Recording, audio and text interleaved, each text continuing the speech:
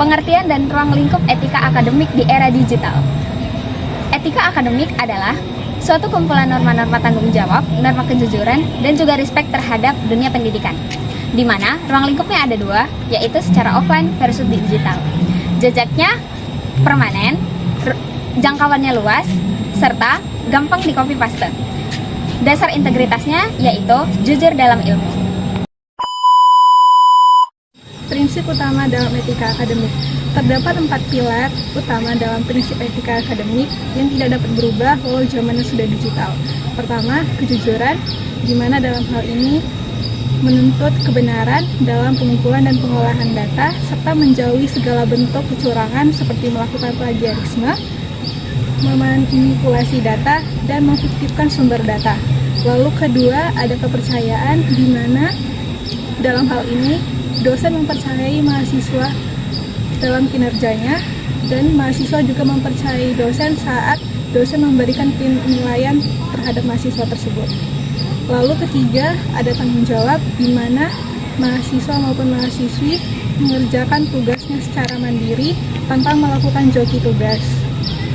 Lalu yang terakhir adalah respect, di mana kita dapat menghargai karya orang lain dengan tidak melakukan plagiat terhadap karya tersebut. Di sini, saya akan menjelaskan pelanggaran etika di era digital. Yang pertama, yaitu plagiarisme digital. Plagiarisme digital memiliki contoh yaitu menyalin isi jurnal dari internet untuk tugas kuliah tanpa citasi. Yang kedua, yaitu kontrak curang. Kontrak curang memiliki contoh yaitu menyewa joki untuk mengerjakan skripsi atau tugas akhir. Nah, yang ketiga yaitu data fiktif. Data fiktif memiliki contoh yaitu mengarang hasil survei tanpa melakukan penelitian yang sebenarnya. Nah, yang keempat yaitu cyberbullying akademik. Cyberbullying akademik memiliki contoh yaitu menyebarkan data pribadi dosen atau mahasiswa tanpa izin. Nah, yang kelima yaitu penyebaran hak cipta.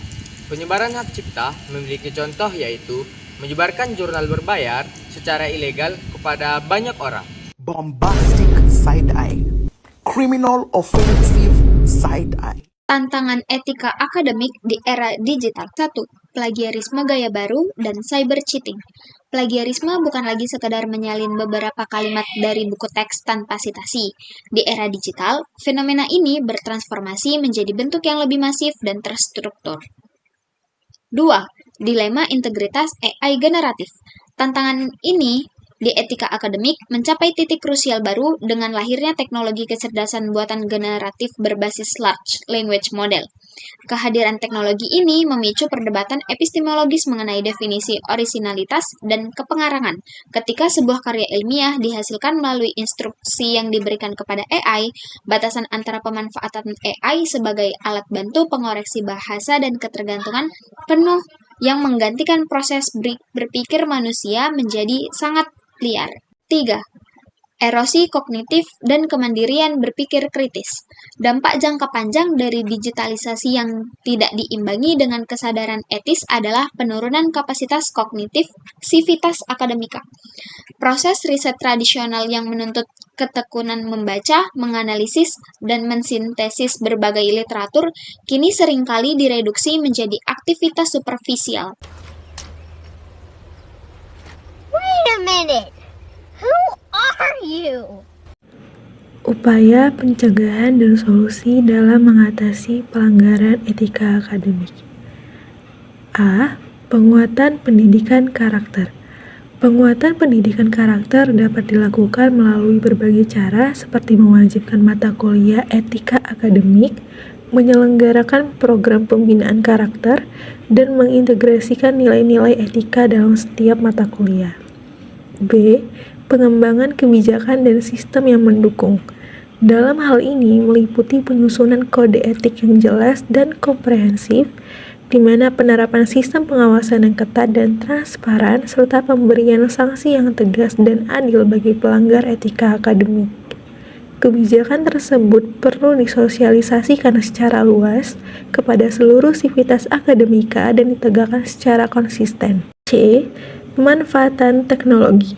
Teknologi dapat dimanfaatkan untuk mendukung pencegahan dan penanganan pelanggaran etika akademik. Contohnya, perguruan tinggi dapat menggunakan software pendeteksi plagiarisme, menerapkan sistem ujian online yang aman dan terpercaya, serta menggunakan media sosial dan platform digital lainnya untuk menyebarkan informasi dan edukasi tentang etika akademik.